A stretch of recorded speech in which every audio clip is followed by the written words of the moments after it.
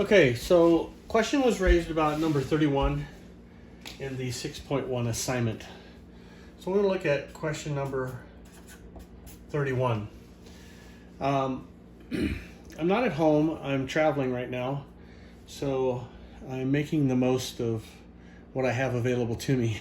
So a piece of paper taped on a fridge works really well. I have a whiteboard at home, so it's a whole lot easier. But we'll make do, and there's a dog in the background, so that's just a little accompaniment for me. All right, so I want to look at number 31 since there was a question raised about that problem.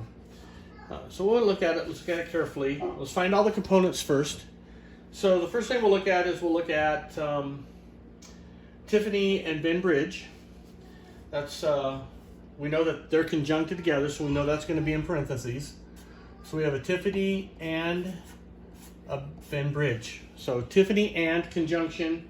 We know that a conjunction is put together with a dot, right? And so the and represents that conjunction. So if Tiffany and Ben Bridge will release an emerald collection unless Zales and Kay do not. So now we know we have another set over here called Zales and K. Sorry about my writing.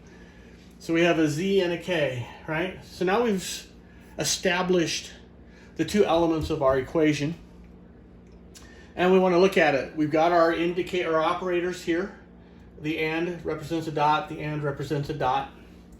So now what we want to do is we're going to look at it, we're going to look at it closely and say, okay, so what is our main operator then? Because we have these two statements, we need a main operator. The main operator here is going to be Tiffany and Ben Bridge will release an emerald collection unless, and so we know that unless means there's a disjunction, and a disjunction is the wedge, so we're going to put the wedge in there. Okay, but we're not done yet because we've got some negative elements, right? Whenever we have the negative, then we've got to add the tilde. So we have the negative element unless Zales and K do not. Because this is a conjunction, if Zales doesn't or if K doesn't, we're going to put them inside the parentheses on that single component. Now, hopefully you understand that, right? So when there's a conjunction, you're tying them together, and, so we put that together. Question number 26 is similar to this, and I want to look at that because it's a little bit different and maybe kind of help explain why it's different. So number 26 says, if then, so we know it's an if then statement. If Lockheed Martin or Raytheon, we know those are together because of the or, right? And that or would be a wedge, right? Because it's a conjunction, or excuse me, a disjunctive.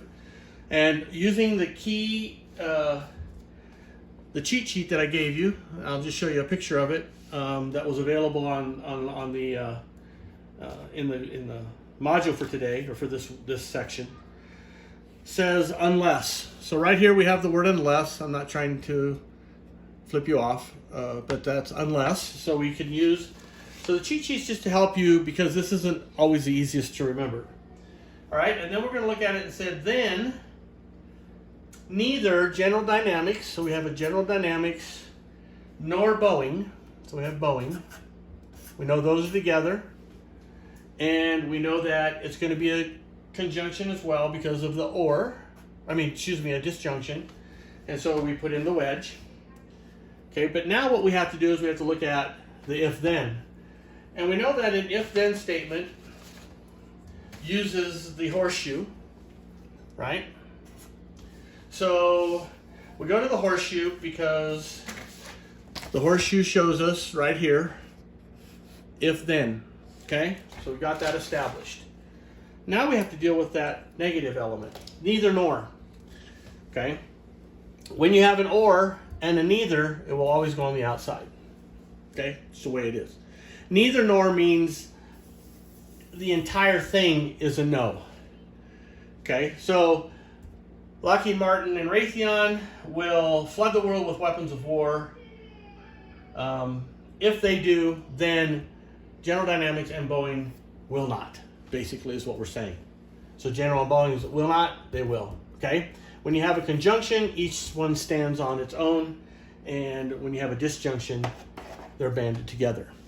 I hope that helps. If you have questions, I want to do the same thing for all the questions you might have.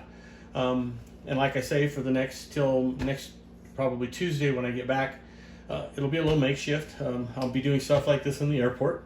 So, but that's part of teaching and part of being online, right? We can go where we want. We can teach from anywhere.